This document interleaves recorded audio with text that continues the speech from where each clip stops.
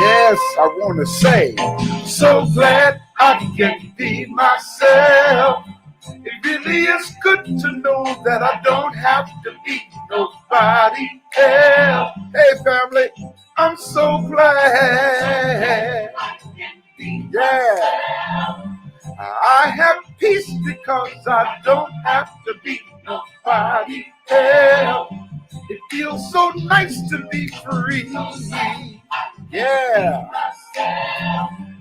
I can really be me. Woo! I'm so glad I can be myself. Yeah. It sure is good to know that I don't have to be nobody else. Come on now. This side.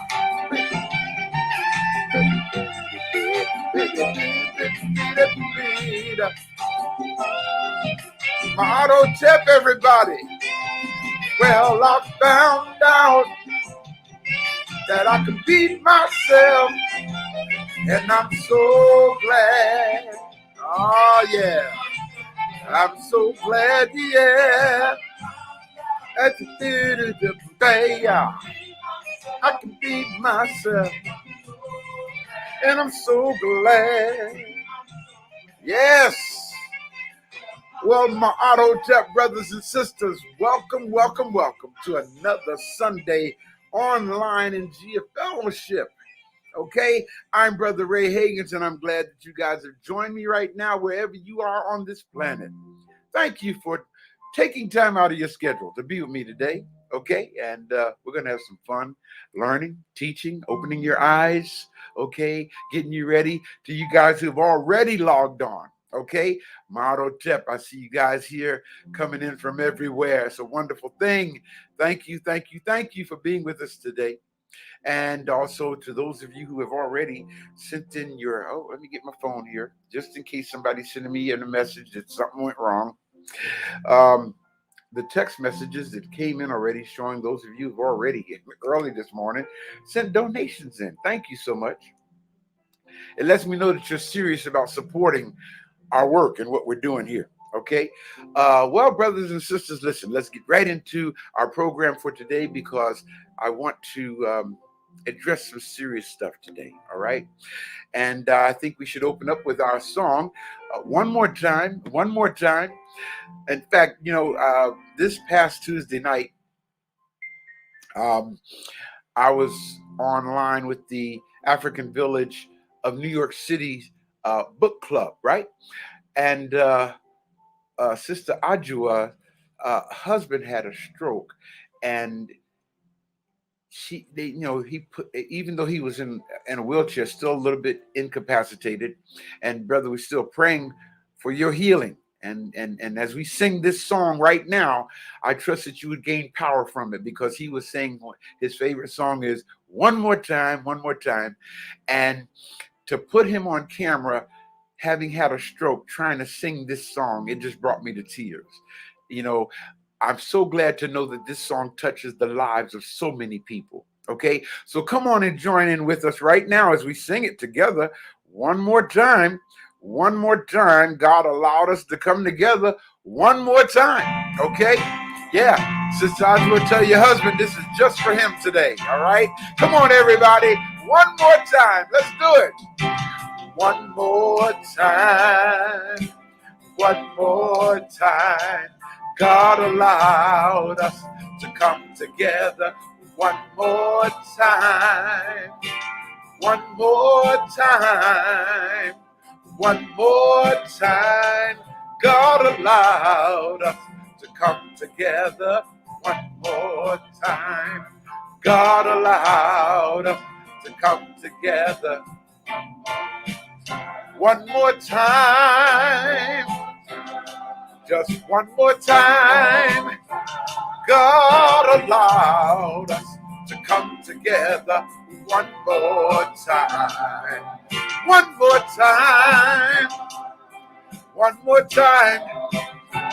God allowed us to come together one more time. Yeah. God allowed us to come together to praise God's name. Oh, to praise his name. God allowed us to come together to praise his name. To praise God's name. Yeah, to praise God's name. God allowed us to come together. Yeah, God allowed us, yeah, to come together to sing our song. Come on and sing it. To sing our song. God allowed us to come together to sing our song. To sing our song. Yes, to sing our song. God allowed us to come together. God allowed us, yeah.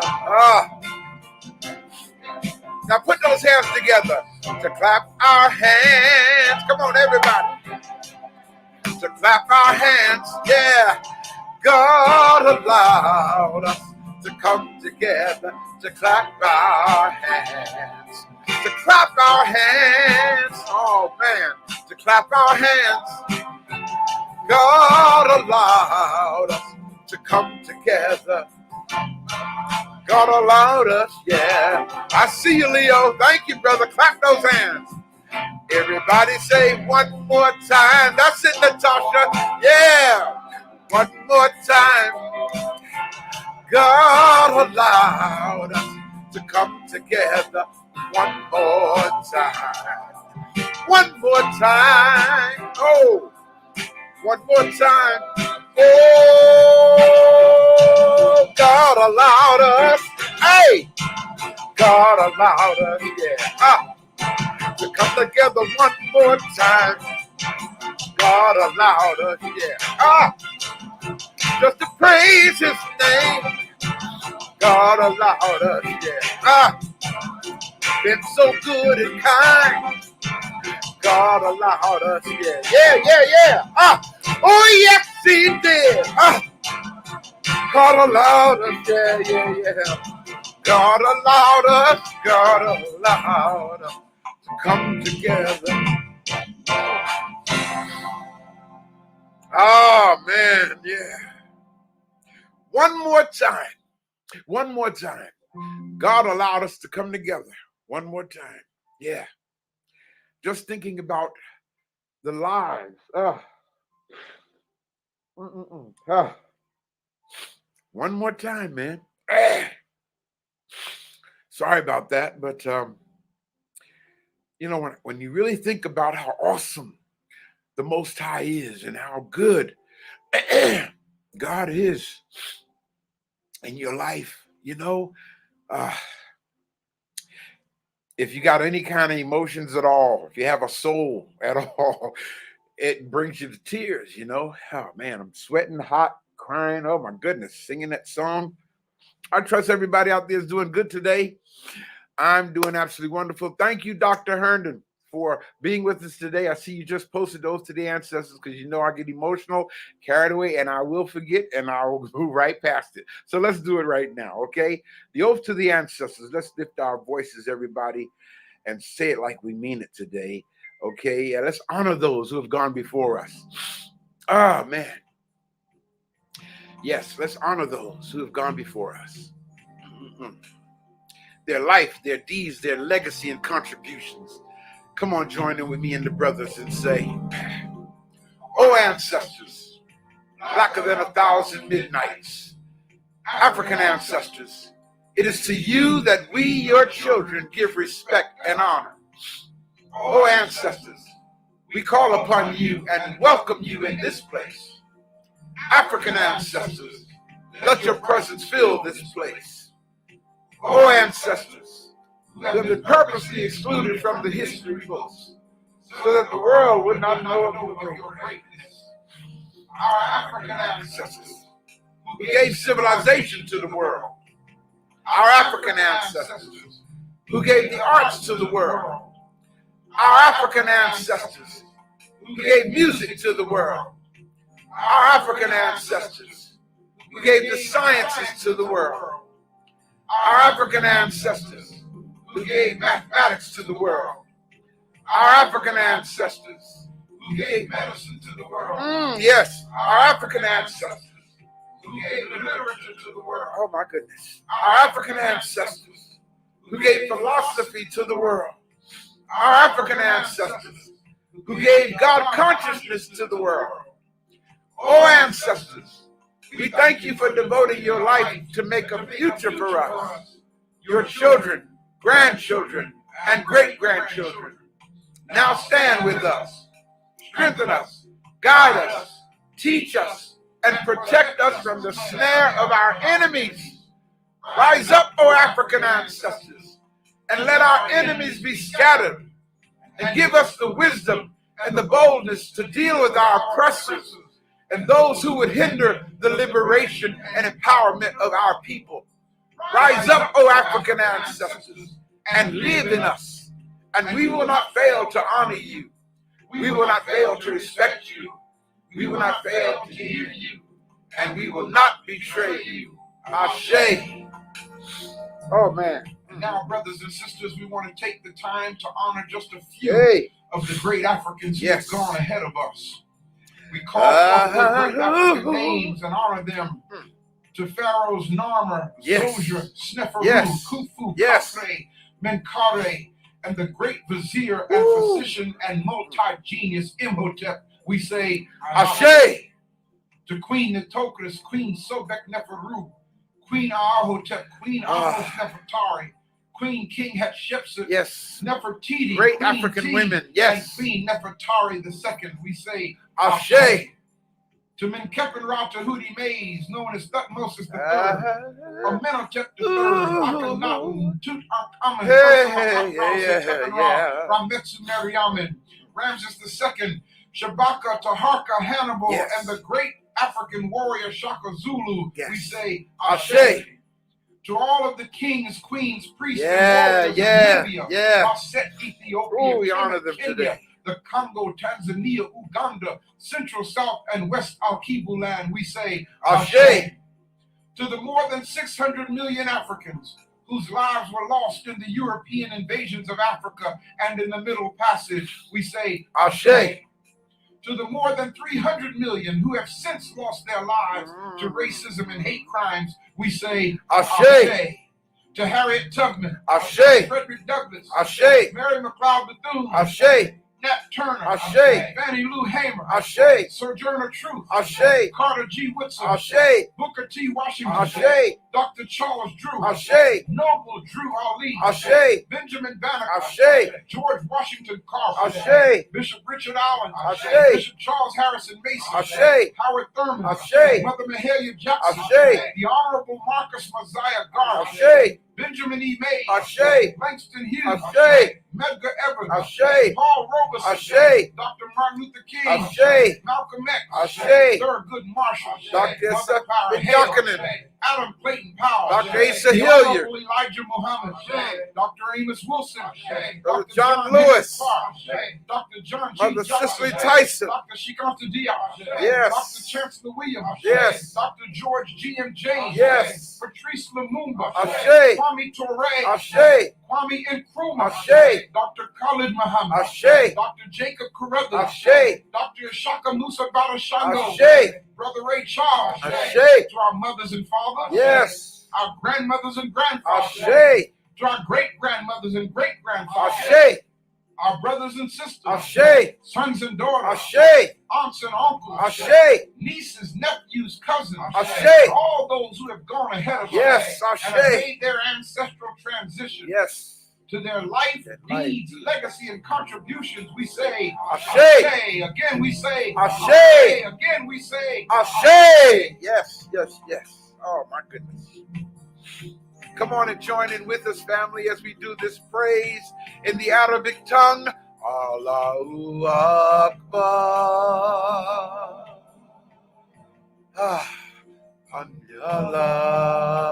Allah. Oh, Allahu Akbar. Good to see you, Brother Reginald Wright. Good to see you, brother. Yeah. Tulsa, Oklahoma in the house. Come on, everybody. God is great and he's worthy to be praised. Oh, man. I'll say hallelujah. God is great. Oh, yeah.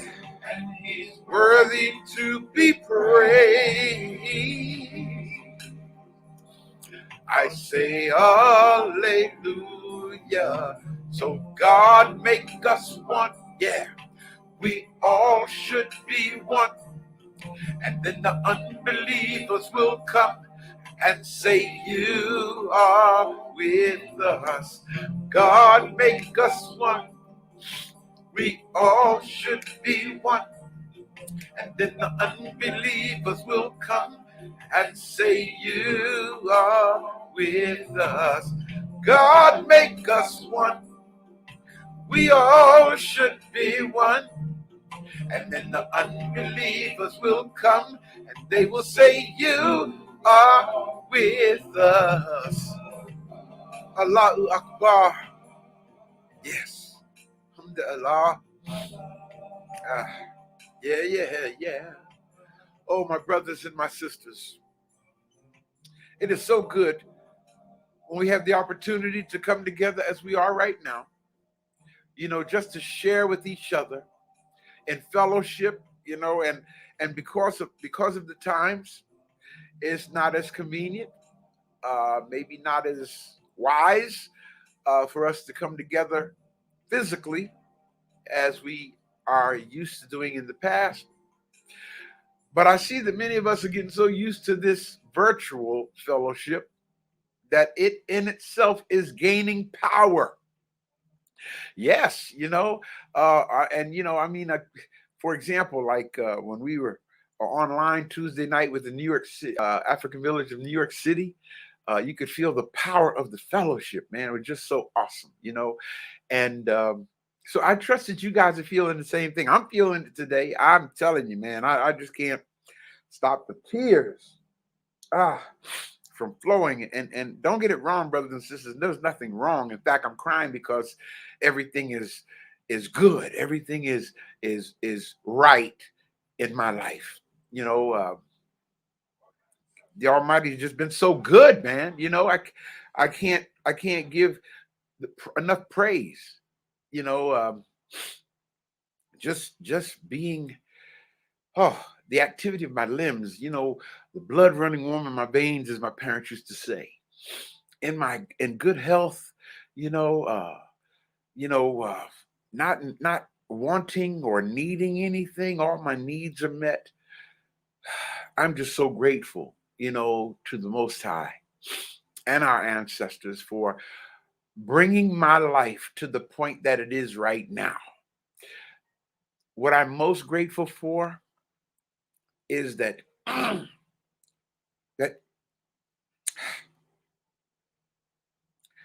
the Most High rescued me from a life of lies and indoctrinations and programming and religious beliefs that were just ritual, powerless ritual.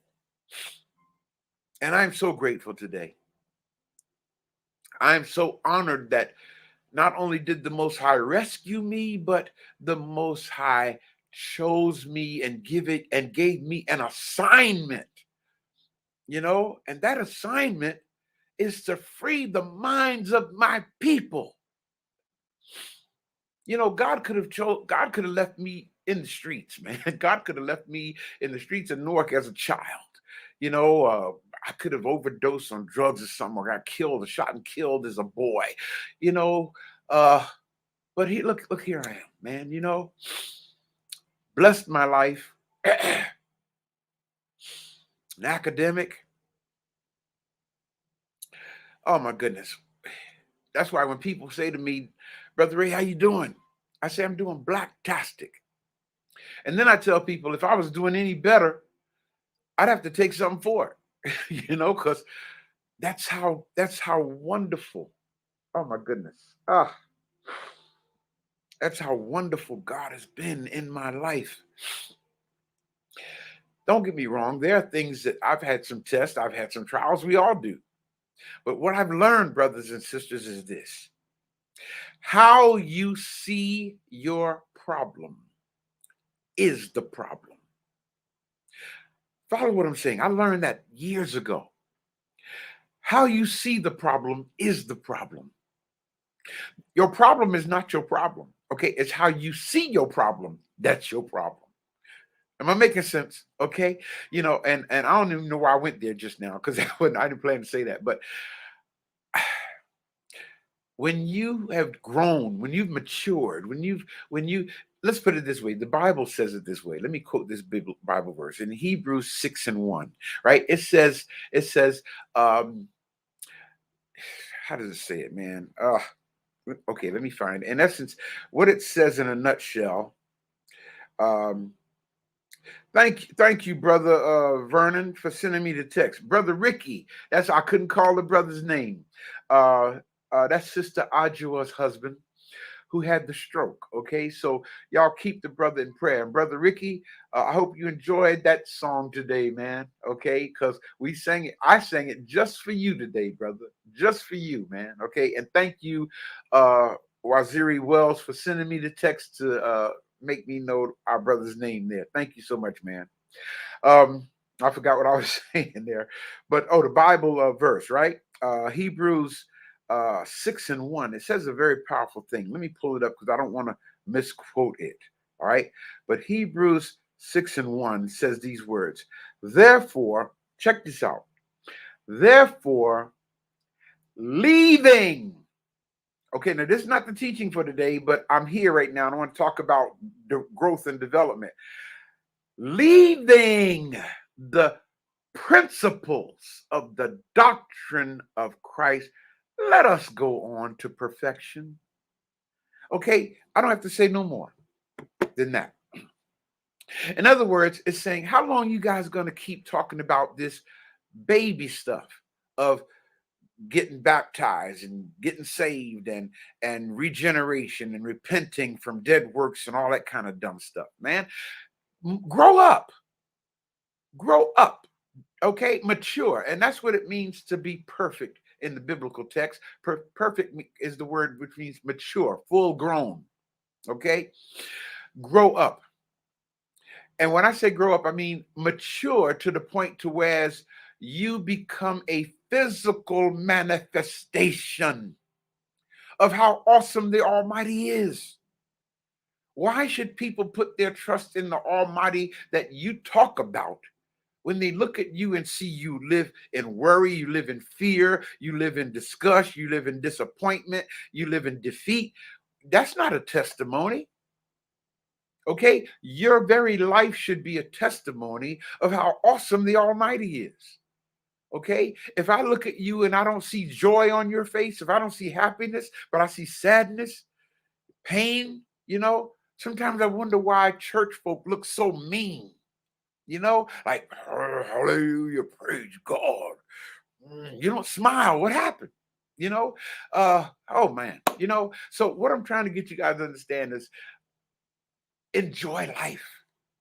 Stop. In fact, our teaching for today is living with the spirit of fear. I know we didn't sing our national anthem, and forgive me for that, but I want to get right to the teaching as soon as I can. We didn't, living with the spirit of fear. I want to deal with that. Let me deal with that today. Okay, living with a spirit of fear. Living with a spirit of fear, brothers and sisters. Okay, the past couple of years here has been a time of pain and tragedy for so many people. Sorrow, the loss of loved ones. Many families are in pain, even as I speak to you right now. And we should be careful to remember that there are families that are hurting, and put energy out into the atmosphere and even though it may be families that you don't know, spirit is a very powerful thing. Just direct your positive energy to families that you may have heard of, okay? People who are ill and loss of loved ones, or succumb to this pandemic, I call it. And you'll see why I say that in a moment, okay? The message I want to get across to you guys today is that nothing in life happens without a reason or purpose. Nothing in life happens without a reason or a purpose. And having the knowledge that I have, and sometimes I wish I didn't have the knowledge that I have, especially when it comes to things about this government, the wickedness that runs this country, man. Oh boy. And don't get me wrong, okay? I am not anti-government. I am not against the government. I think our country is a good country, but the people who run this country are wicked. Okay?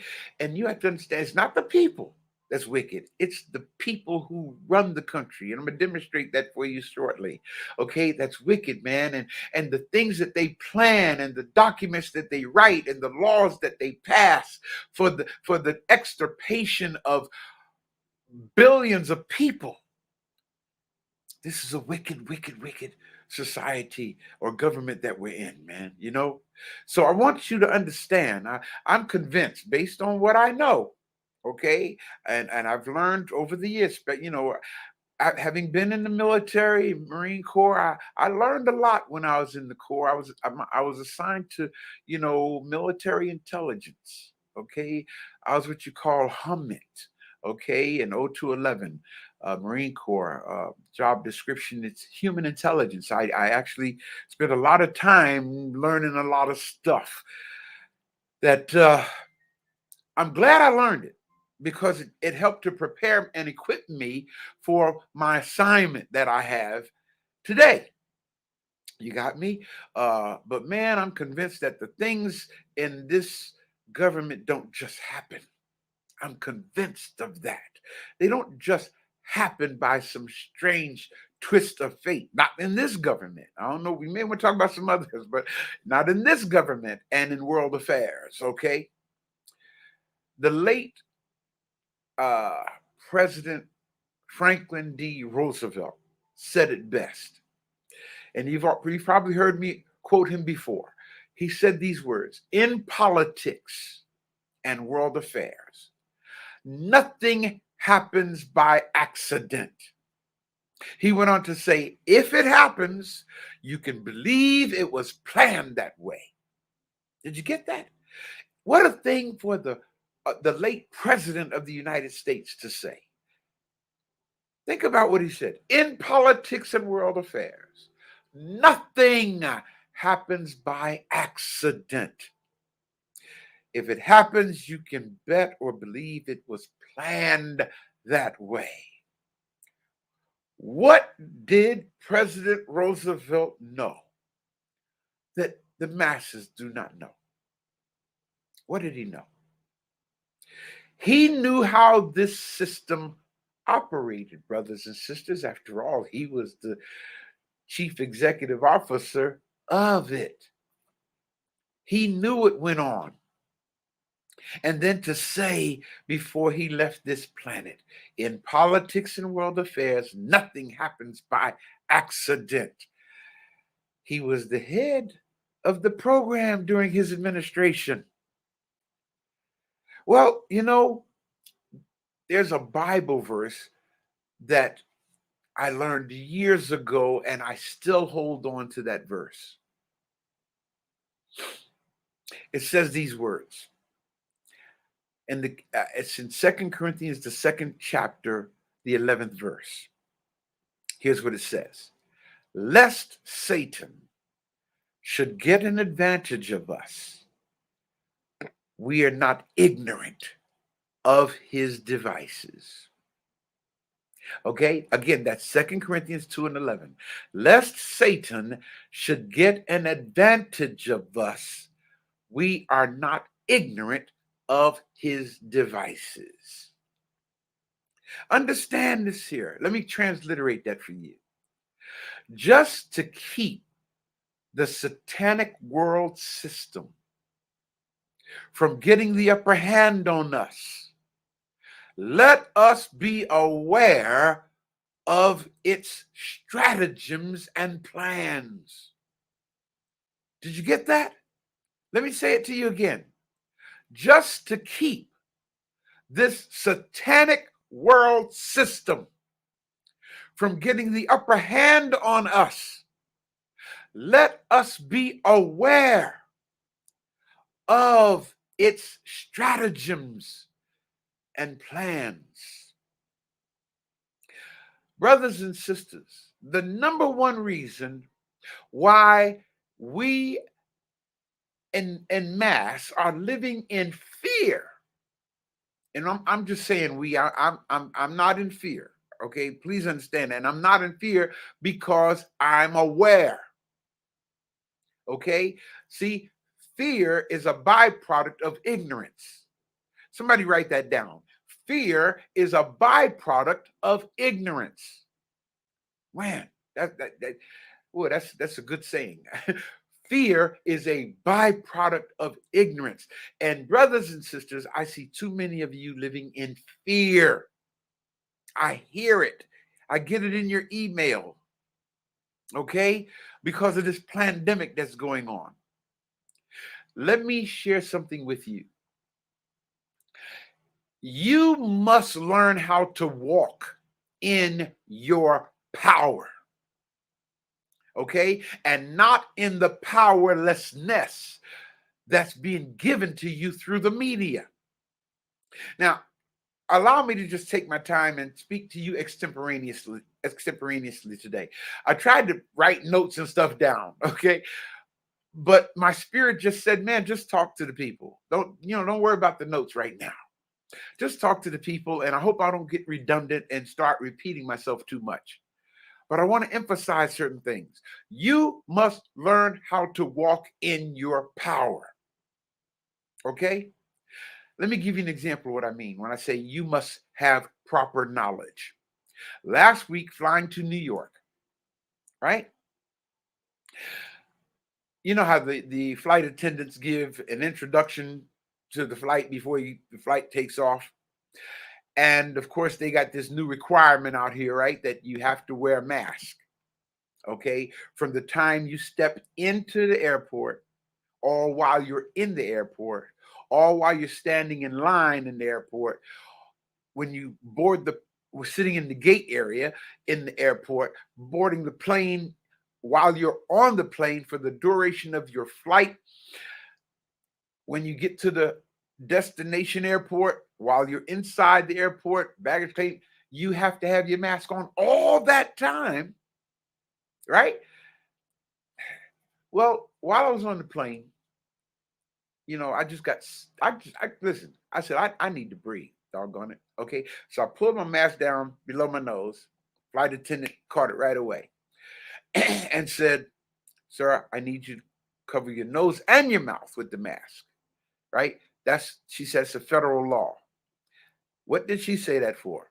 What did she say that for? And I had, me, I had to speak up. I said, answer a question for me. She said, what is it? I said, why are you guys lying to the people on this plane?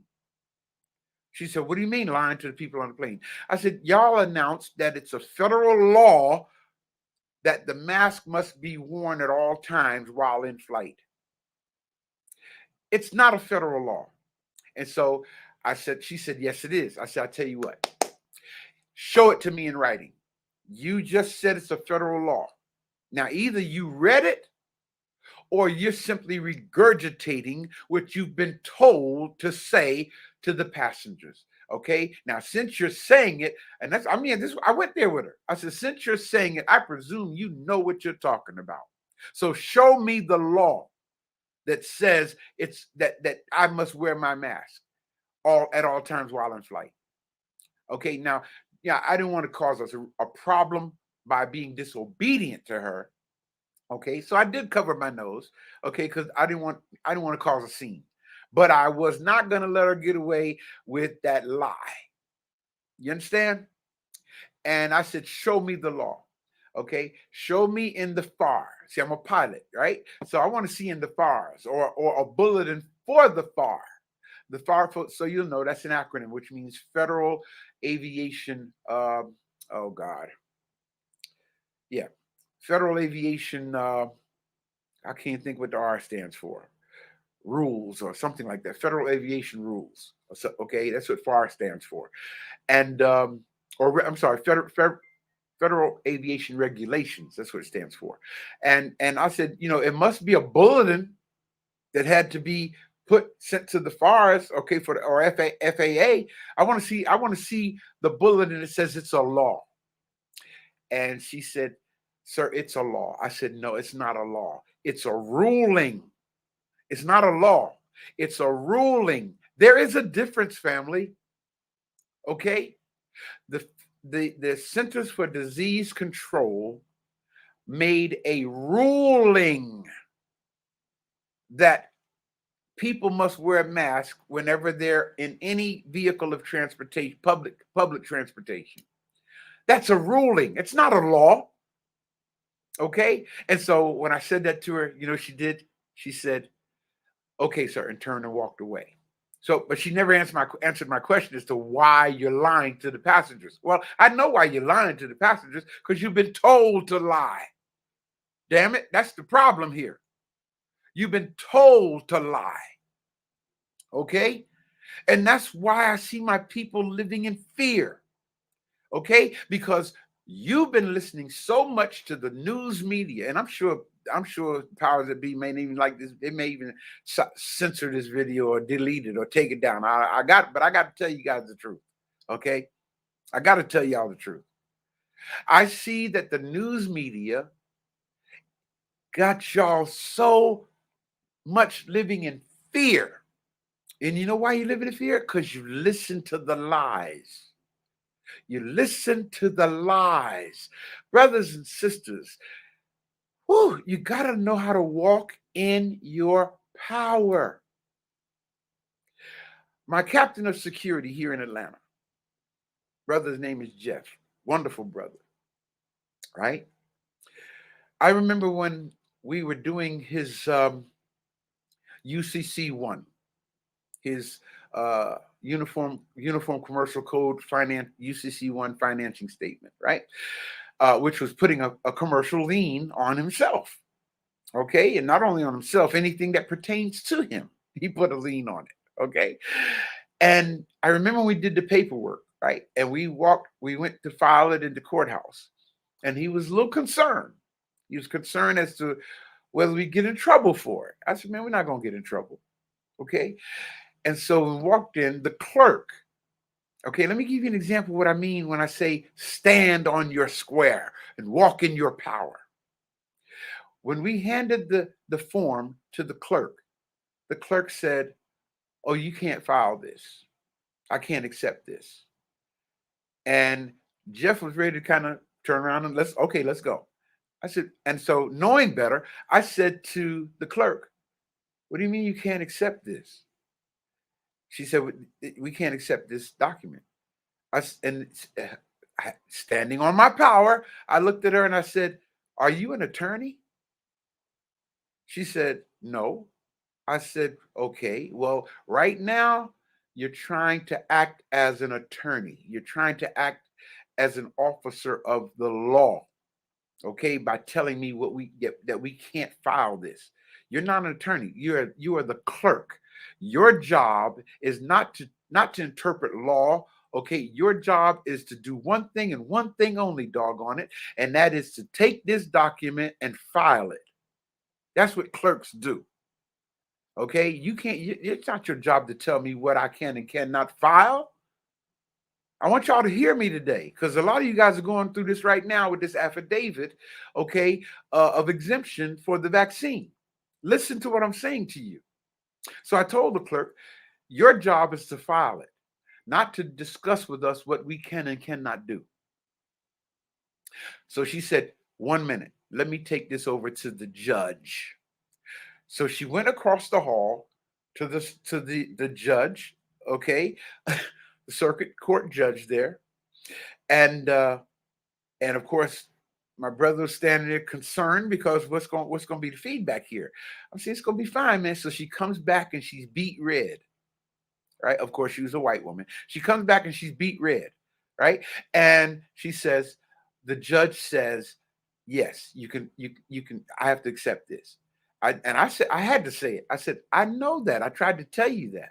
Okay. Let me give you another example of what I mean when I say knowledge removes fear. Okay. Fear is the byproduct of ignorance. I remember years ago when I was living in my hometown of Paterson, New Jersey. I was living in a complex that they designed for artists, musicians and actual artists and dancers and things like that, right? And it was a government funded building, so we all lived on Section 8 there, okay? And of course, I had my own company, the Lamplight Group, right? Music company. Well, when I went to get recertified, okay, for my rent subsidy, uh, they told me that I had to give them uh, the tax returns for my business, okay, before I could be recertified, because they wanted to know how much money my company was making, right? And so I told the lady, I said, I'm not aware of that. And here's what I said to her. I need you to show it to me in writing. Brothers and sisters, that's one of my favorite lines when people tell me what they cannot do. Doggone it. Show it to me in writing. Show me the letter of the law that says that you can't accept my application as it is. So she said, okay, Mr. Hagins, I'll have that information for you tomorrow. I said, not a problem.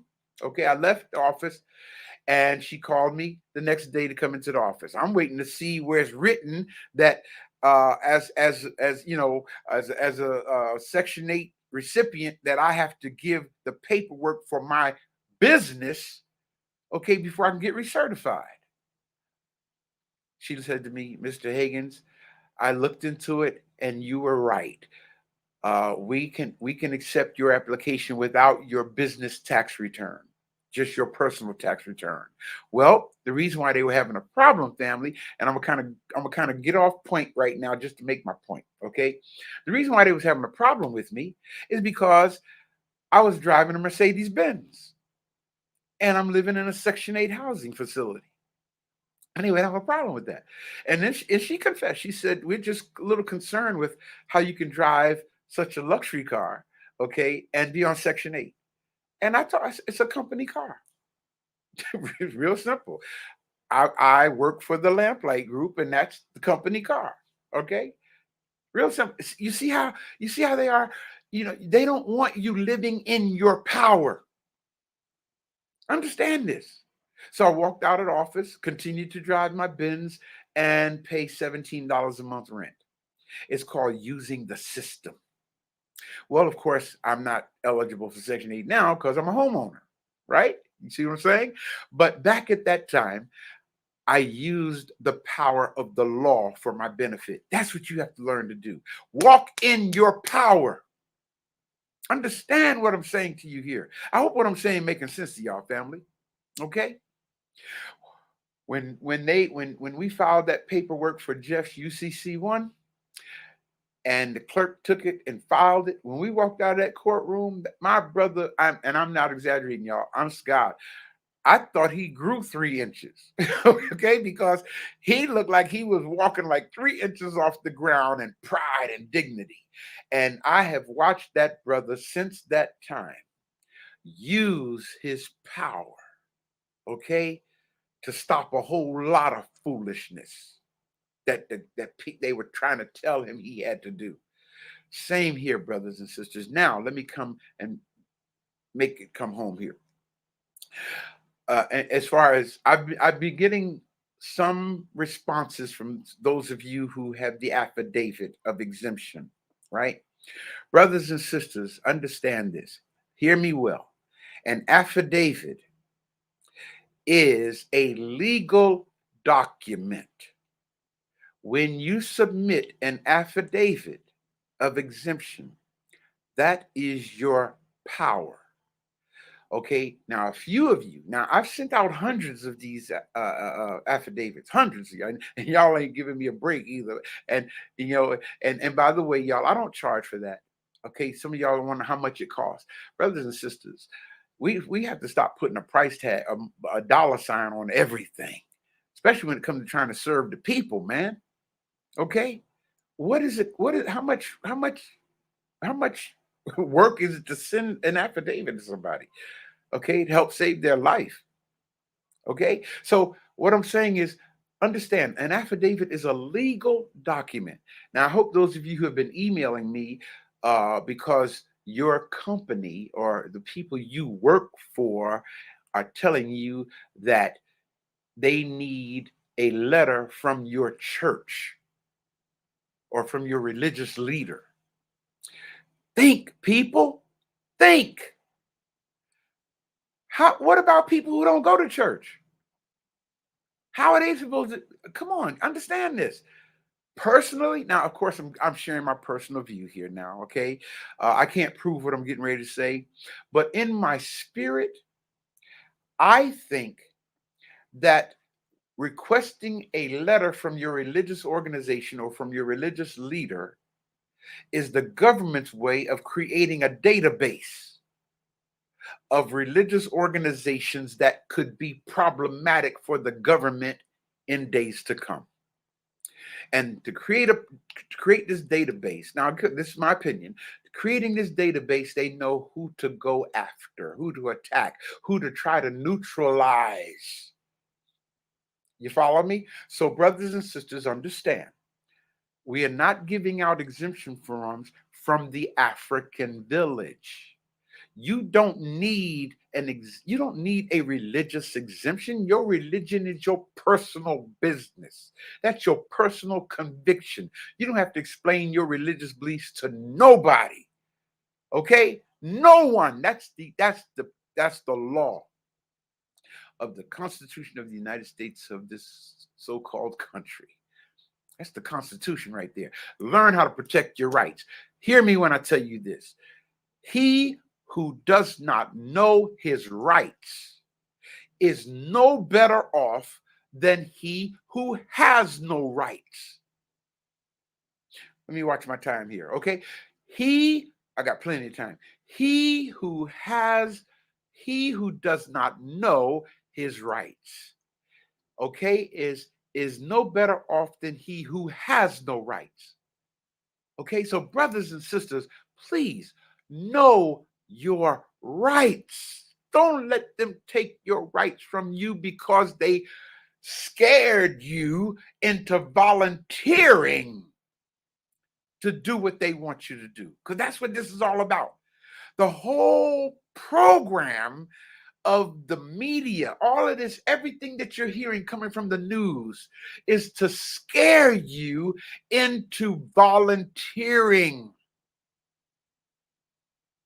to submit to their agenda. They can't make you submit to their agenda. You know why? Because you are a sovereign individual. Okay? You have rights, unalienable and inalienable rights. You have. Learn how to walk in your power, man. Woman, stop listening to them telling you what you are going to do. No, damn it, you tell them what you're going to do. That's the purpose of the affidavit. Affidavit is a legal document, y'all. Listen, an affidavit is a document that has been signed by an officer of the state. That's what a notary public is. And once that affidavit is notarized, it is almost equivalent to a court order. Now, don't take my word for it. Do the research. Okay, there are two types of notarized document or affidavit. Okay, the two types of notarized statement is what you call an acknowledgement. Okay, and is what you call a jurat. If I'm pronouncing it correctly, Jurat. Don't take my word for it. Look it up, please. Jurat. Okay, that's your power. That's your power. You stand on that. You submitted a legal document and you stand on it. And if they don't want to, and now see what's happening is, and trust me, the majority of the people that I sent affidavits to, they're not having a problem. But there are some companies that they got this new thing out now saying, listen, you tell people that this is not acceptable. Well, who in the hell says it's not acceptable? Okay? Because the person that told you it's not acceptable is simply repeating what they were told to say to you. So you know what? Use my tactic. Say, show it to me in writing that my affidavit is not acceptable. Show it to me in writing. Okay? And also let them know that you would like to have their name, because you have to walk in your power. Don't walk in like a punk. Don't be scared. As they say in Missouri, don't be scared. Okay? I ain't scared. Yes, you are. Because they're telling you that we can't accept this. And then they want to turn around and give you their form, which is not a legal document. That company form is not a legal document. Okay? And not only that, but their form is worded. Follow me. Their form is worded the way they want it worded to take away your power. Don't let them write your law for you. Understand this, brothers and sisters, okay? We did another document. I did a video entitled, oh my goodness, I can't call it off the top of my head now. In other words, the document is entitled Your Notice of Understanding and Intent and Claim of Right. Okay? We did those documents as well. Your notice of understanding and intent and claim of right. That's your power. This is a document where you write what you understand to be lawful and legal. Understand this, okay? What you understand to be lawful and legal. I need to do a workshop on this, evidently, okay? What you understand to be lawful and legal. And then you write this down, and then what you do is you send it as a tacit contract to the Attorney General of the United States and the Attorney General of the state in which you live. You give them 14 days, okay, to refute what you have written down, point by point. They can't refute the entire document. They must refute it point by point and explain if you are in error. If they cannot refute your document point by point, your notice of understanding and intent and claim of right, if they cannot refute it point by point, yeah, I definitely need to do a workshop on this, okay? If they can't refute it point by point, then it becomes what is called a tacit, Tacit, contract, enforceable by law. Understand this. And a violation of your notice of understanding and intent and claim of right, if they violate it, you also have included in there what's called your fee schedule. Okay? Like, yeah, like so many millions of dollars in 0.999% silver. Okay? Whatever you want, because it's your contract. It's your agreement. Okay? Yeah, okay, yeah, I'm getting it all over. Okay, I'm really hearing it in my spirit. I'm hearing some of y'all saying it in my spirit. Dr. Ray, you really need to do a workshop on this and make it plain for us so we can appropriate this. And brothers and sisters, that's what I'm trying to get you to point now. Okay, I want you to, number one, stop living in fear. Number one, stop living in fear. Okay, because fear makes you senseless. Fear, okay, you about okay, for example, and I'm gonna just drop this right quick. Do you not know people are literally scared? Okay, by the program, they're scared into paying filing income taxes. They're scared into it. Now, don't get me wrong. I'm not trying to tell y'all don't file income tax. Don't get it twisted. But the point is, most folk don't know that that's voluntary.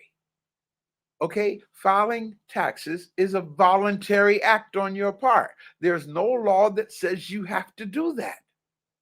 But they taught you that you do have to do that, and so you do. Okay? Understand what I'm saying, brothers and sisters? When you know the law, you can walk in your power. Yes. Your brother hasn't filed taxes since 1976 because I know the law on that. Well, Brother Ray, what's the law on it? So I don't want to get you in trouble. Cause please don't get it twisted. Okay. Tax evasion is illegal. Okay, you get in trouble for that. But tax avoidance is legal. You have to know how to avoid it. Don't evade it, okay, because you go to jail. Okay. But learn how to avoid it. For example, I'm gonna share this with you, okay? And you know who taught me this? Yeah, two white Jewish attorneys taught me this. They said, Ray, and home in my hometown, or law firm was Gelman and Gelman there in Patterson, New Jersey, right? And they said, Ray, you know what your problem is, man? Your people want everything in their name.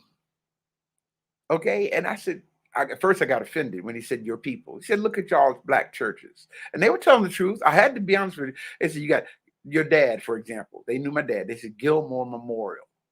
Okay. Well, to us, it was an honor to have it in his name. But that's what black folk do. We want to memorialize our people.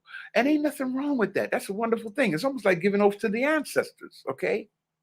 But when it comes to legal documents, having a lot of stuff in your name is the worst thing you can do, y'all. Worst thing you can do, right? So what I did is I formed a company, right? I paid myself $50 a week from my company, right? Y'all allow me to try to show you how to walk in your power. I paid myself $50 a week from my company, right? Because I paid myself only $50 a week, guess what? I made under $6,000 a year, which means I didn't have to file income tax. It's not taxable income. It's under $6,000 a year. That's called tax avoidance. Are you following what I'm saying here? As those folks say, do you feel me? Learn how to use the law to your benefit. Okay? And that's when it went back to my company and back to the place who wanted my company tax return. You see? Now my company was making money. Got me? Okay. Yes. And I did a tax return for my company, but for me personally, oh shucks, I'm only paying myself $50 a week. And what I did is I did a what do you call it?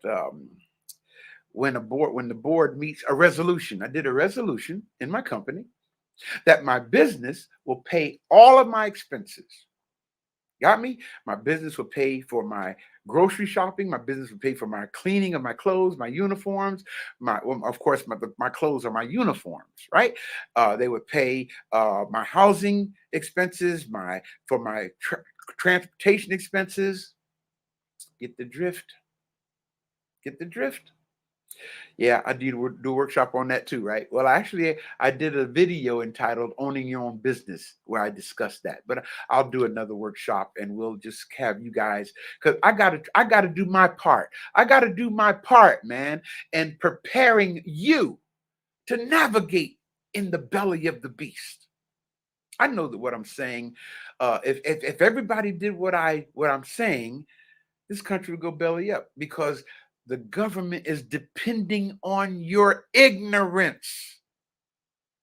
Let me say that again. The government is depending on your ignorance for their success, to carry out their agenda. They're depending on your ignorance. So stop allowing them to control you because you don't know. Hear what I'm saying today. Hope this is making sense to y'all. Hear what I'm saying, brothers and sisters. Okay? Back to that verse. Lest Satan should get an advantage of us.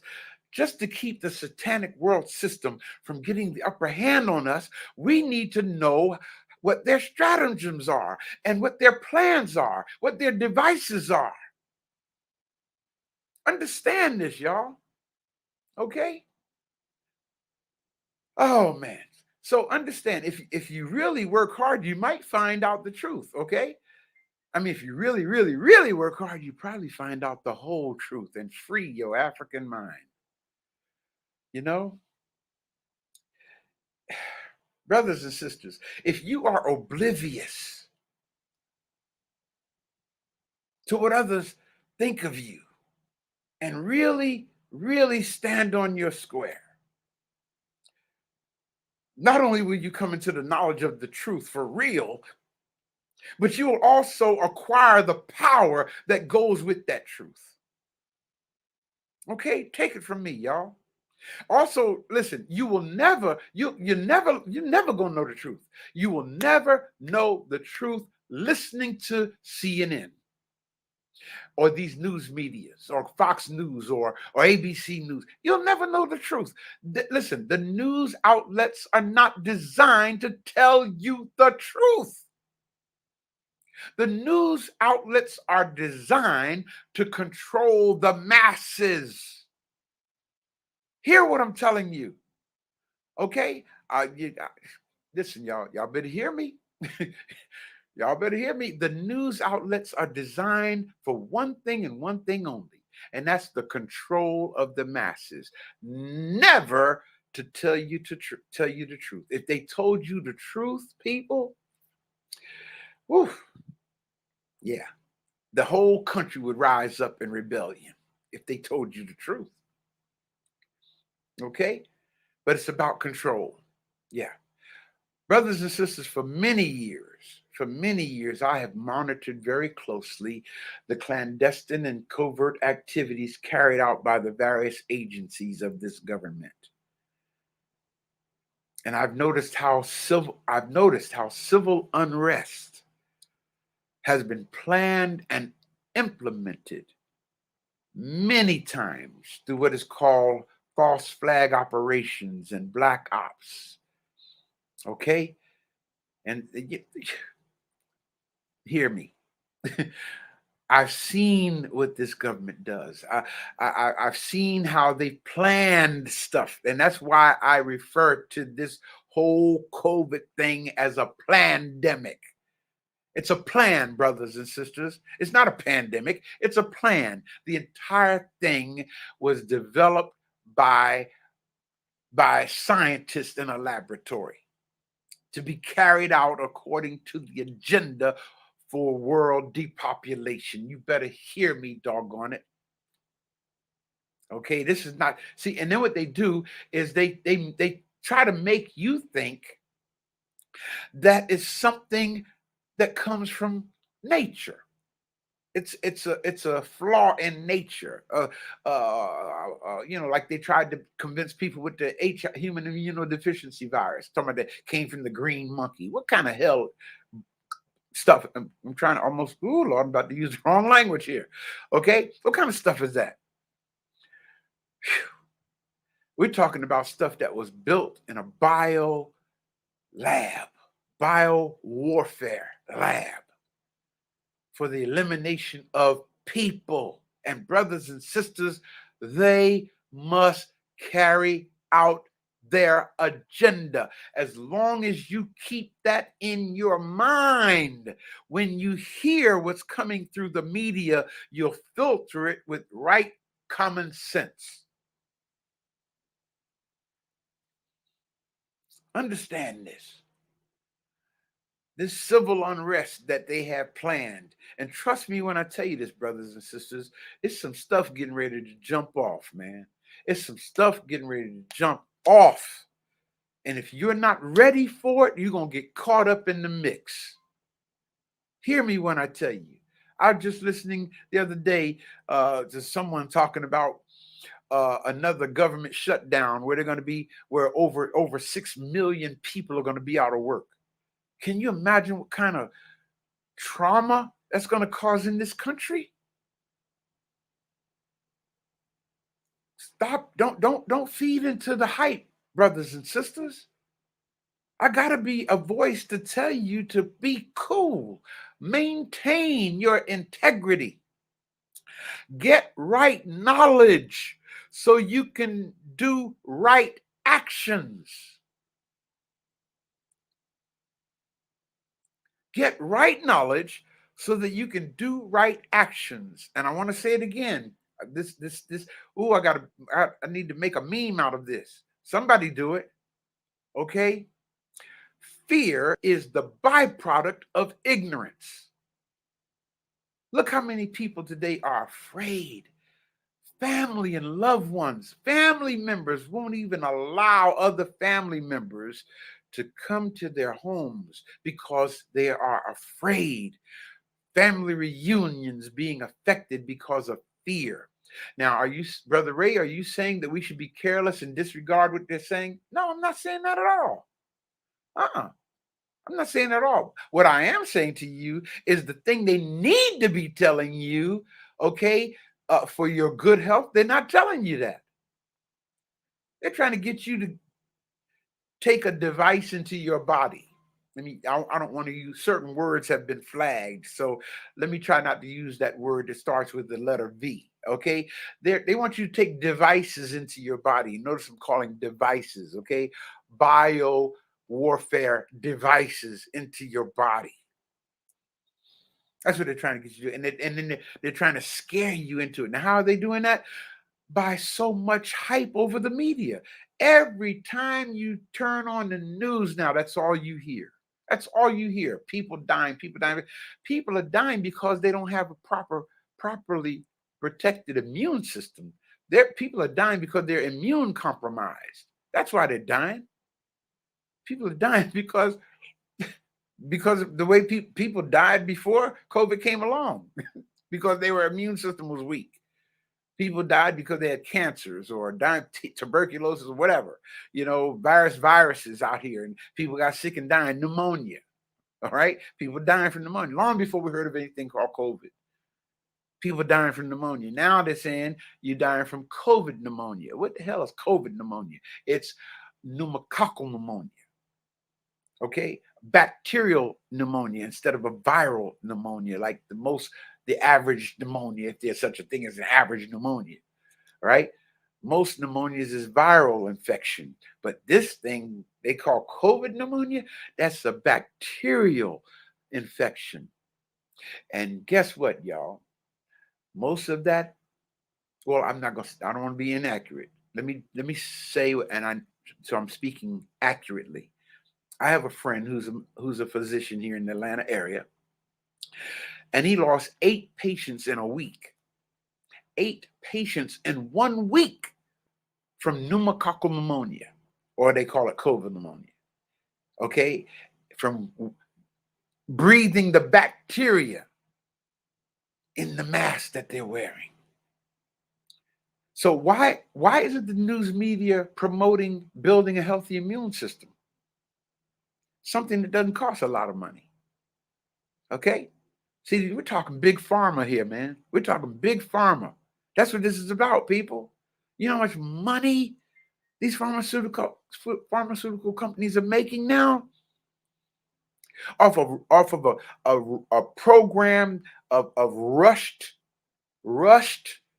creating a rushing and creating a device to inject into you. Pfizer, Merck, all these doggone companies, man. What's up? Eli Lilly, all of them making big money off of getting you sick. And you're listening to what the media is telling you. Now it's deep because Pfizer is not coming on doing all this, but the news media is. See, in other words, they know that if they can use these influence agents, if you allow me to call the news media influence agents right now, okay? They're using these influence agents that has your ear. CNN, okay? CBN News, ABC News, NBC News, okay? BBC News, you name it. All these news media outlets putting fear in the minds of the masses.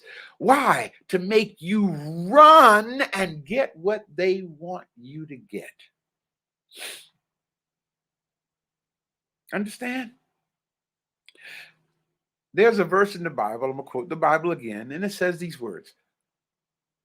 God has not given us the spirit of fear, but of power and of love and of a sound mind. Okay, let that verse apply to you. Now, how do you get rid of the fear? With right knowledge. See, if you're ignorant, then you're going to be afraid. I'm telling you now, because you don't know no better. If you don't know no better, you're going to walk in fear. You're going to live in fear. Okay? But when you have right knowledge, again, fear is the byproduct of ignorance, meaning you don't know. But once you find out the truth, there goes the fear out the window. And you stand tall and you walk and talk in your power. Okay? When you know better, you talk like you know better. Okay? So let me do a role playing thing right quick here. I submit a document to my HR department, a legal document called an affidavit to my HR department because they want me to take this device into my body, or they're told that I have to take this device into my body, right? So they say to all of their workers, you have to take this device into your body. And if you don't take this device into your body, you can't work here. But all we need from you is a letter from your religious leader, and you'll be exempt. Brothers and sisters, come on, y'all. Come on. You mean to tell me that a letter from a preacher will make you exempt? Does that sound right to you? I mean, listen to your intuition.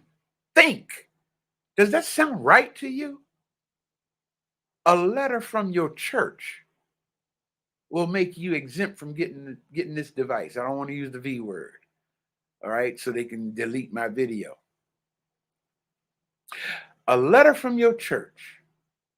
The government, the United States government, all of a sudden has so much respect for religious organizations that all you got to do is bring a letter from your religious organization and they'll say you don't have to take this device into your body. But a legal document called an affidavit that's been signed by an officer of the state is not acceptable. Bull, sugar, honey, iced tea. Did you get that? Bull, sugar, honey, iced tea. I'm not going to say the whole word. I spelled the last part out phonetically for you. You better learn how to stand on your square, people. If you don't learn how to stand in your power, they'll be making you jump through hoops like I don't know what whenever they get ready to. I hope this is making sense to you today. Okay, but I'm tired. Brothers and sisters, listen. I'm weary of hearing the fear in my people. They're afraid of you. Understand this. They see y'all got to again. Let's go back. Let's go back to Neely Fuller here. Okay, my brother Neely Fuller said, unless you understand racism, what it is and how it works, everything else you understand will only confuse you. Our dear late sister, Dr. Frances Cress Welsing, put it in her book, The Aces Papers. Until you understand what racism is and how it works, everything else you understand will only confuse you. You have to understand, brothers and sisters, and hear me very well. See the big picture here. Connect the dots. In the 14th, 15th, and 16th centuries, when the Europeans began to circumnavigate the globe, right? They found that every port they stopped in and had sex with women, and those women had babies, the babies were coming out colored. They were coming out colored. And so white folk understood just from that, y'all, we got to do something. Okay? Because these people of color all over the world have dominant genes, and our genes are recessive. And if we don't put a stop to this, our genes will cease to exist on this planet. So we must come up with devices. We must come up with devices that we can say we can blame on nature. We must come up with devices to get rid of these people. They are a genetic threat to us. We got to eliminate this threat of genetic annihilation. So they started putting things in place for the decimation of people of color. And brothers and sisters, please do not take my word for what I'm saying. Write these things down. Dr. Herndon, if you will assist me, please, and even putting it there in the chat room, the things I'm going to call right now, okay?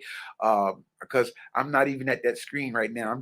I don't want to be distracted from what I'm saying. I'm just looking at the camera here, okay? But you have, brothers and sisters, and again, I'm talking about government documents. I'm not talking about my opinion, okay, or what I think or what I heard. I'm talking about what I have researched, what I've seen. I can provide it to you myself, okay? Government documents such as the Global 2000 report to the president, which was ordered by President Jimmy Carter, okay? It's a global projection, okay, of how to eliminate 75% of the world's non-white population. Understand that, okay? That's the projection. Now, of course, some of their folk gonna get caught up in the elimination, okay? But they don't care about that. They don't care about losing. They don't care about losing some of their people, okay? If it's gonna get rid of all people of color, we don't mind. We'll call that collateral damage. Okay, but these things are targeted at LDCs, which is the acronym for less developed countries. Okay, and most of these countries, okay, are people of color. Understand how deep this goes. Okay, people of color. Global 2000 report. Write this down. National Security Council Memorandum 200. Google it. Don't take my word, brothers and sisters. Okay, see. It okay, let me keep going. I was about to try to comment on how disturbing it is when you're trying to help your own people, okay, and they rather believe what the people who are trying to kill them are telling them. You understand? You know, yeah. But write that down. National Security Council Memorandum 200. Okay, I'm getting close to cutoff time here. National Security Council Memorandum 200. What is that? National Security Council Memorandum 200 was written by Zbigniew Brzezinski. Okay, he's former Secretary of State, Zbigniew Brzezinski. All right, who, by the way, handpicked Barack Obama to be president of the United States while he was still in Harvard. Okay. And then he became Barack Obama's advisor. So whatever Barack Obama carried out, it was on the advice of Zbigniew Brzezinski. Yeah, brothers and sisters, I know. I'm happy too that at least he was a man of color. He was a black man. At least he was a melanated brother. Okay, but he was a puppet for Zbigniew Brzezinski. Let's keep it real. Keep it real. Don't take my word for it. You may want to Google Zbigniew Brzezinski and Barack Obama, and you'll read about their relationship. In fact, Barack Obama even called this devil father, daddy. Whew, man. Okay. Brothers, laws have been written for the elimination of over 4 billion people off of this planet by the year 2050. I'm not supposed to be making you aware of this. I'm supposed to be going into all the world and preach the gospel to every creature. That's what I'm supposed to be doing according to how I was raised in the programming that was put into my head. That's what ordained ministers are supposed to do. You ain't supposed to be a troublemaker and put out this kind of information. That's not your assignment. Your assignment is to preach the gospel. I am preaching the gospel. The good news of your liberation, doggone it. Yes, I am. That's what gospel means, good news. Okay? I have to free you, brothers and sisters. I have to help protect my people. I say it in the oath to the ancestors every doggone time we say it. Oh, ancestors, protect us from the snare of our enemies. Rise up, O African ancestors, and let our enemies be scattered. We say it every time we say the oath. What do you mean, brothers and sisters? Understand, when I say the snare of our enemies, what is the snare, or what are the snares of our enemies? Know that. Don't volunteer to participate in the satanic snares that's designed to kill you. Don't you know, brothers and sisters, that somebody's trying to kill you? Don't you know that?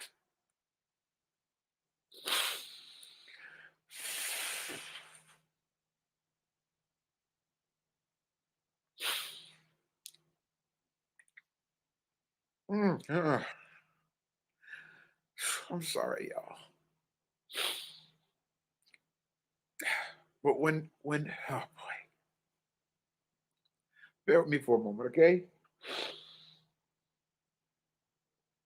Brothers and sisters, if I didn't care, I wouldn't be going through this, man. If it was just about money for me, I would have quit a long time ago.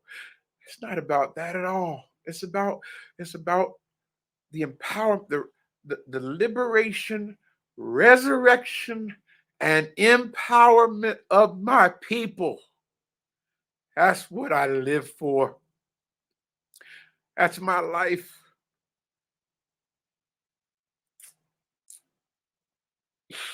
Man, I'm so, oh God, y'all. I apologize. But I have so much pain in me because of the ignorance of my people. When it says my people are destroyed because of a lack of knowledge, God knows that's the truth. It's the truth. I'm looking at so many of us being destroyed because we're listening to the satanic agents trying to kill us, and we think they're trying to help us. Damn it, they ain't trying to help us. What makes you think? What makes you think for one moment that Anthony Fauci's trying to help you? This is the doctor that helped to create the human immunodeficiency virus, HIV. He was part of that planning process. Look how many people died and are still dying. Now they've come out with this other doggone virus that's even more supposedly more dangerous. I'm not falling for that mess. Now, don't get me wrong. There are people who are dying, but people have been dying long before COVID came out, right? From the flu alone. So if your immune system is compromised, doggone it, yes, you're going to get sick. Okay? You don't need COVID or anything else to get sick if your immune system is compromised. All right. If your immune system is compromised, a baby with a cold can sneeze in your face and give you a horrible cold if your immune system is compromised. So, why aren't the powers that be promoting building your immune system? No, they want you to take a device into your body that's going to alter your DNA, consequently making you more dangerous to other people than not having this device in your body. Why is it that the CDC has a thing on their site called preparing for the zombie apocalypse? What do they know is coming? What do they mean by zombies? Why are they even preparing our minds with these images of flesh-eating stuff? Now I'm not saying it's going to get to that. They may be fictionalized, okay? A fictionalized concept of what's coming. I don't know. But my argument and my advice is to build your immune system, brothers and sisters. If your immune system is strong, guess what? That is your God-given immunity. Okay? I was going to use that word, but God gave you that V word at your birth. It's called your immune system. Okay? But your immune system is not going to work if you don't take care of it. Your immune system is not going to work as it should. Okay? If you don't give it a chance to do what it's supposed to do. Understand what I'm saying to you. That's why I tell 10,000 milligrams of vitamin C with rose hips. Write it down. 10,000 milligrams of vitamin C with rose hips. Okay? Write it down, please. 50,000 milligrams of vitamin D. I'm sorry, 5,000 milligrams, not 50,000. No, 5,000 milligrams of vitamin D3 with K2. All right. Why K2? Because K2 acts like a traffic cop and it tells the vitamin D3 where to go in your body where it's needed most. All right. So you want to get 5,000 milligrams of vitamin D3 with K2 in it. All right. And 50 milligrams of zinc. Take that every day, brothers. I take it every day. Every day. And listen, every day. Okay. And why I take it every day? Not because I'm concerned about people who are wearing masks or not wearing masks. I'm not concerned about that. Really, to be honest with you, that means nothing to me. It really doesn't. Now, I'm not saying you should take that attitude. I'm telling you my attitude. Okay. I don't give a doggone whether you got on a mask or not. That don't mean squat to me. All right. What concerns me more, and I'm not trying to instill fear, but keeping it real. What concerns me more is stepping into an elevator, okay, that a person who has pneumocystis carinii pneumonia, okay, or COVID pneumonia, okay, or any type of respiratory infection, infectious respiratory infection has. A person who just came out of that elevator with any of these things, who coughed and sneezed in that elevator, that concerns me more than the person, whether the person got on a mask or not.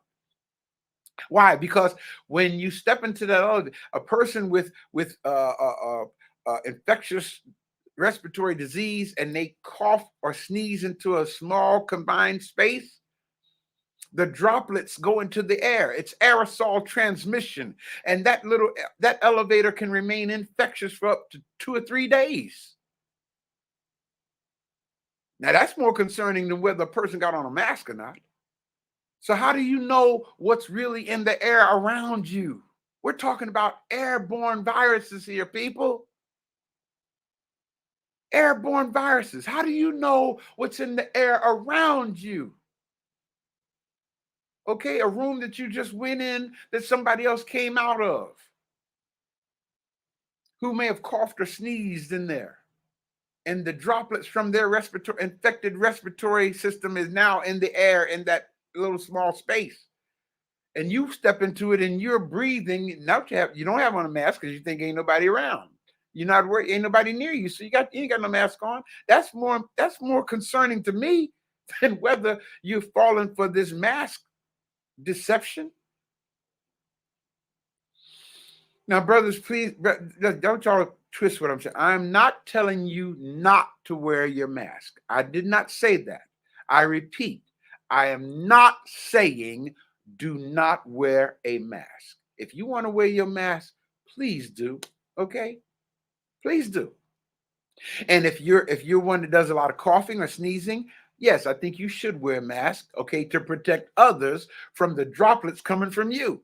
Even though these little masks don't do anything for viral particles. Can I keep it real?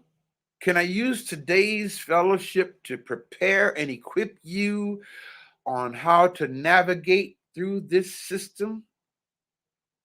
Hope you guys don't mind this. I have an assignment, and that assignment is to tell you the truth. That's my assignment. And damn it, I refuse to violate or betray my assignment. Okay? These masks do nothing to stop a virus. Okay? A viral particle is so small that you can put millions on them, millions of them on the tip of a needle. Okay? A virus is so small, it's the smallest replicating organism known to man. Okay, it is so small that you need an electromagnetoscope to see the doggone thing. You can't look at it through a regular microscope. You won't see it. You'll see bacteria in a regular microscope, but not a virus. A viral particle is so small that it will go through a mask like water goes through a sifter or a strainer. Try catching water, okay, in a strainer and see how successful you are.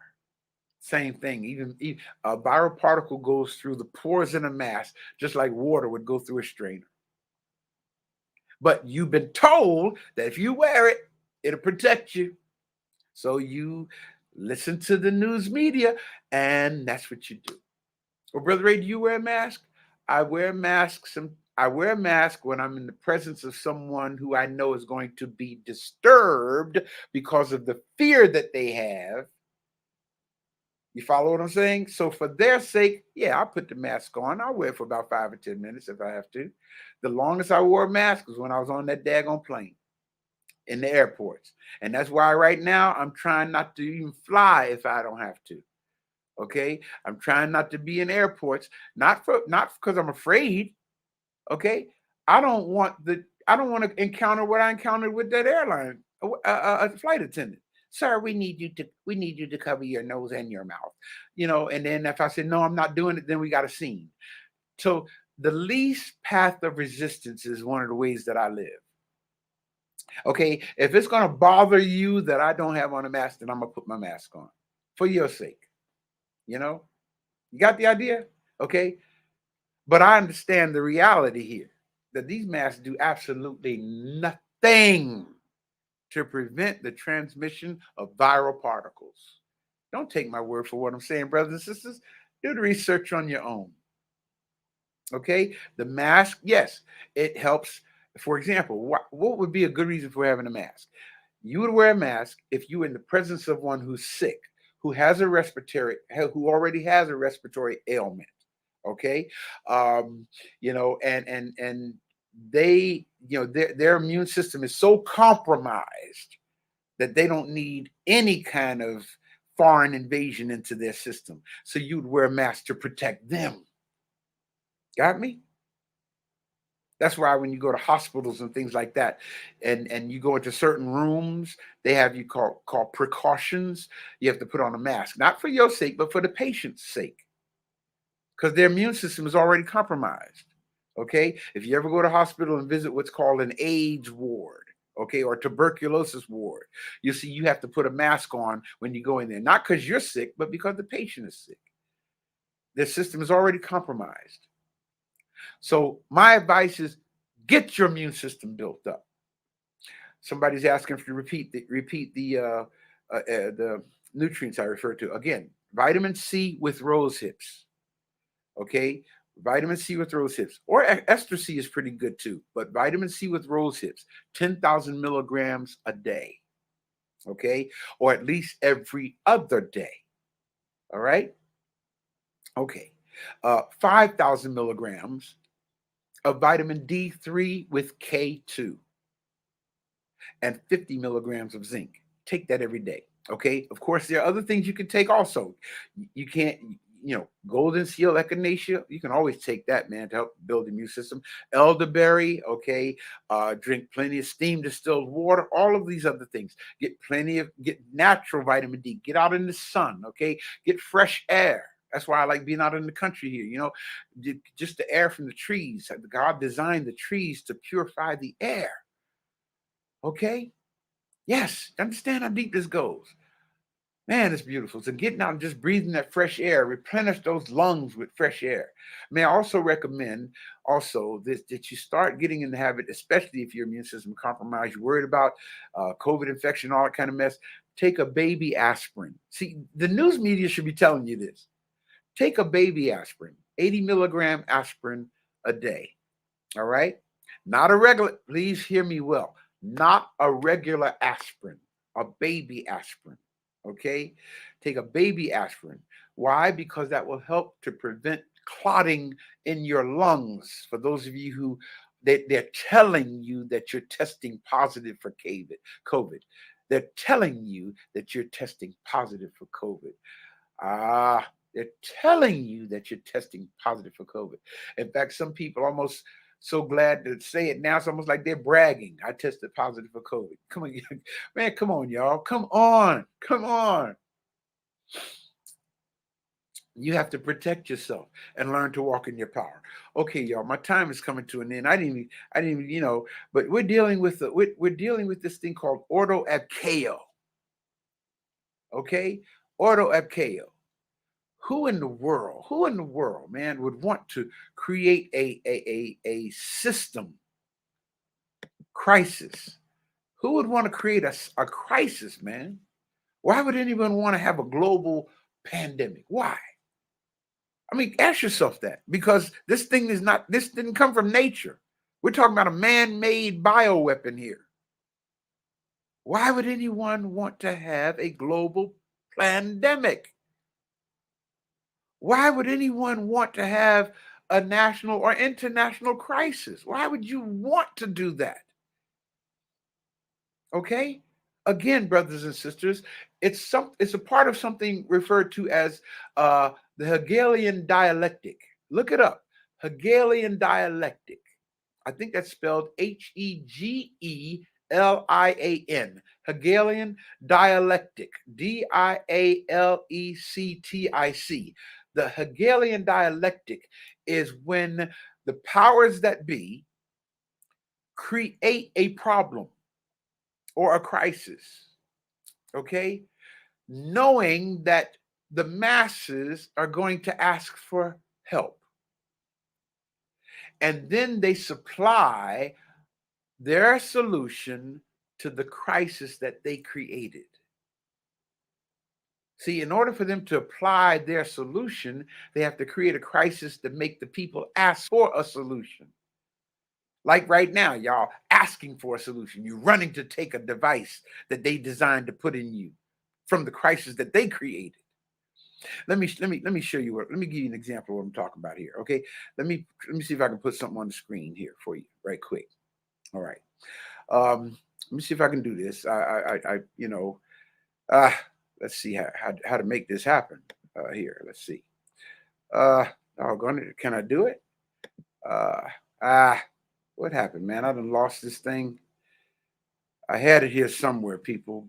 Bear with me for a moment, okay, and see if I can find. I want to put the Great Seal, the reverse Great Seal of the United States, on the screen for you, if I can. So just bear with me for a moment and see if I can find this illustration here, man. Okay. And then I'm going to go on and bring this thing to a close. If I can find this, I hope I can. Oh my goodness. I hope I didn't shut off all. Okay. No, I'm still here. Where is the thing, man? Just bear with me, family, for a moment. Okay, I see it here.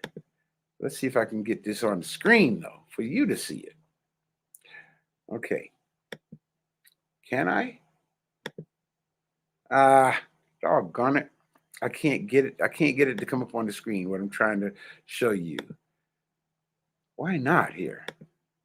Okay, well, and would you believe that I did some rehearsing trying to get this stuff so that I could pull this up for you guys to see it. And now I can't get it to come up. Doggone it. Okay. I mentioned this, but I want you guys to, come on, Hagins. What's the problem here, man? Hit share. Screen. I can't pull it up. It's not coming up for me. Okay, well, maybe I'll have it in another lecture or another message. Since I can't get it on the screen, I'm so doggone disappointed in this that I can't get it on the screen for you. Okay. Well, that means it's time for me to just go on and get ready to bring this to an end then. Okay. But brothers and sisters, listen, there's so much work to do. Okay. It's so much work to do. I see elephant in the room. Hegelian, dialectic. Got to add the word dialectic, dialectic, Hegelian, Hegelin, Hegelian dialectic. Do research on that, brothers and sisters, okay? And you'll get an idea of what I'm talking about. You guys have to know how to protect yourself, okay? I'm going to schedule a workshop on this, okay? I'm going to schedule some workshops, and you're going to have to sign up for it because it's not going to be just open to everybody. Tell you now, okay? You sign up only to people who register for it. But I want to do a workshop on things I was talking about earlier, you know? Oh, yeah, okay. All right, family, my time is up. But stop living in fear. I scratch that. Scratch that. I can say stop living in fear, but that's meaningless. Just saying it don't mean nothing. The only thing that's going to stop you from living in fear is acquiring right knowledge, getting rid of the ignorance that you are living in. Okay? Because your ignorance is the product or what's producing the fear. When you know better, then you can apply what you know to your life and live in your power. Okay? And again, back to the affidavit situation, stop letting people tell you what they can't accept. You didn't do an affidavit to give them permission. Okay? All right? You didn't do an affidavit and you're not asking their permission. That's why you did an affidavit. And that's why they want you to fill out their form. Okay? Now, your form is more meaningful than their form. Now, or you can do this. If they want you to use their form, on their form, write "see attached," okay, and staple the affidavit to it. There you go. And they can file that in their records. Got me? Brothers and sisters, walk in your power. Okay? Don't be afraid to speak up for yourself, but do it with dignity. Don't go hollering and screaming. No. That's not how you communicate, brothers. Communicate intelligently. All right? In your power. Knowing your law. Got me? And don't let anyone make you violate your conscience. Again, I repeat, you don't need a statement from a preacher to be exempt. You need to stand on your square to be exempt. In other words, know that the law states that they cannot make you violate your conscience. It is against your conscience to put a device into your body that you believe to be harmful to you. That's the law. They can't make you do that. They can't make you violate your conscience. Now, you need to know that. Don't let them say, well, we're not going to accept that. Okay? You have to accept it. And what's your name? Let me have your name, please, so I can include you in my legal action here. And anybody else, okay, that want to act like y'all want to make a decision for me. Okay? And so y'all can have to pay me 0.999% silver too. Walk in your power. Hold your head up. Now, don't get it twisted. Don't get it twisted. An affidavit cannot make someone else allow you into their home, okay, or on their property, okay? The purpose of the affidavit is not to gain admission into places people telling you can't come into. That's not the purpose of the affidavit. The purpose of the affidavit is to let them know, okay, what they will not do to you. Got me? This affidavit lets you know that you will not be putting nothing in my body without my permission. Real simple. Now, if we need to take it to the next level, okay, we'll take it to the next level and, dealing with this matter on a legal platform. That's how this goes. Okay, now I'm repeating myself, and you guys can come back and listen to this as much as you wish. All right? Thank you for being with me today, brothers and sisters. It's time for me to get out of here. And as always, before we go, I'm going to ask if you guys will support the work here. Okay. I think that's the right thing to put there. Yes. Okay. That's how you send in a donation to help us with our expenses here. Okay. Do that today. I know it wasn't a feel good, and I know some people only like to give when they've been emotionalized and made to feel happy. Ooh, yeah. And you feel happy, you feel intoxicated, and you just want to give because you feel so good. I'm not a feel good kind of a teacher, brothers and sisters. My job is to tell you the truth, whether you like it or not. Okay. And I hope that you respect that enough to support it. Help us to continue to do this. All right. Make a donation to help us today. It's right there on the screen how to make your donations. Okay. If you're making your donation to PayPal, do it at paypal.com. Our PayPal address is African Village 1 with the number 1, not African Village word 1, African Village number 1, AOL at AOL.com, like you see on the screen.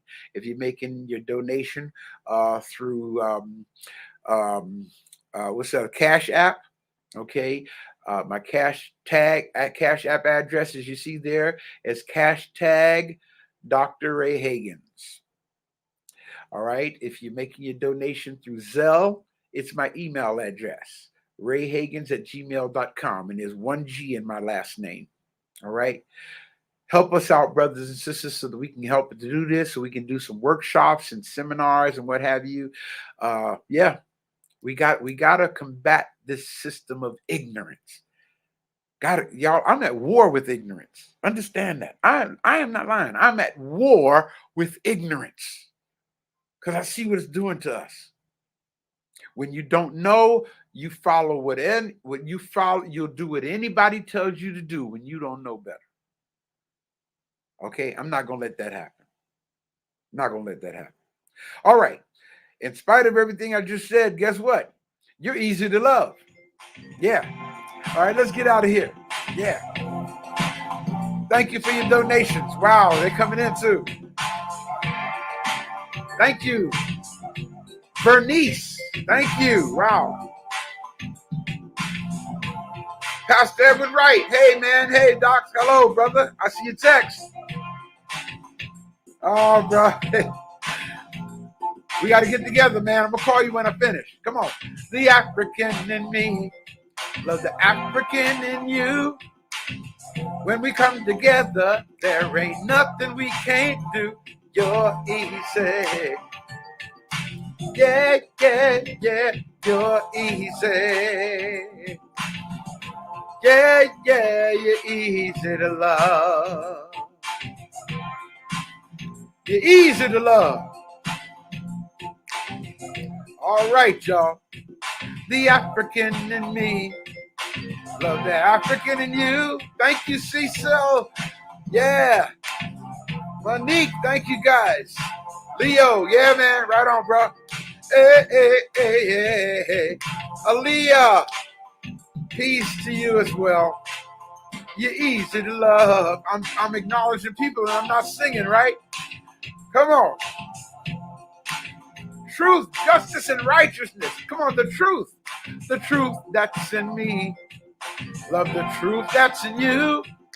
When we come together, ain't nothing we can't do. You're easy. Yeah, yeah, yeah, you're easy.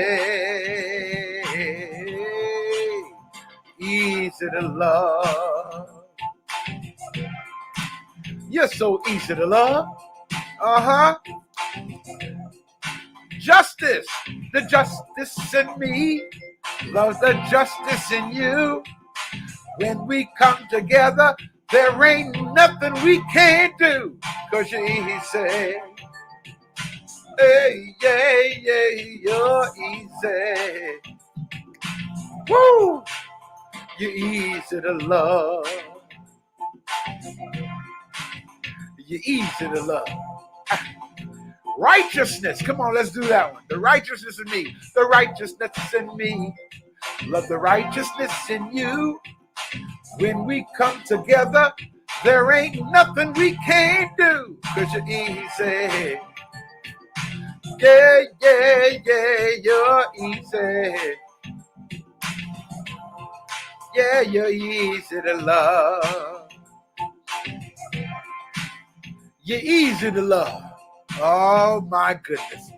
Brothers and sisters, thanks for being with me today. And until next week, you guys out there stay strong. I see some of you guys putting notation in the chat room. I want to be in that workshop. I will send out a message, an announcement about it, on my Facebook page. Okay.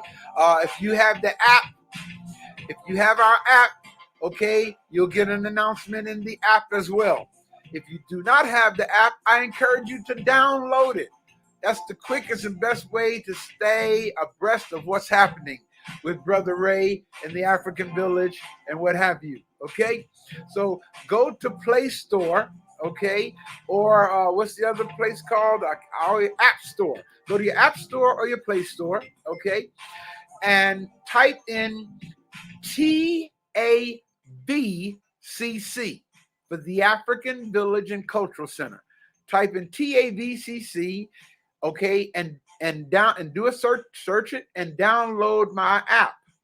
Okay, you'll see my picture there. Download my app, and when you download the app, click yes to accept notifications.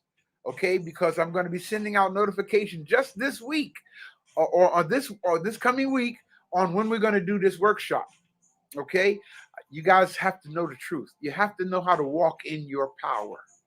You need to have the legal documentation under your belt, okay, to walk it. So you tell them what's going to happen with you. They don't tell you what's going to happen with you. Shucks. Okay. Until next week, you guys stay strong. Peace. Hey, hey, hey, yeah, yeah, yeah.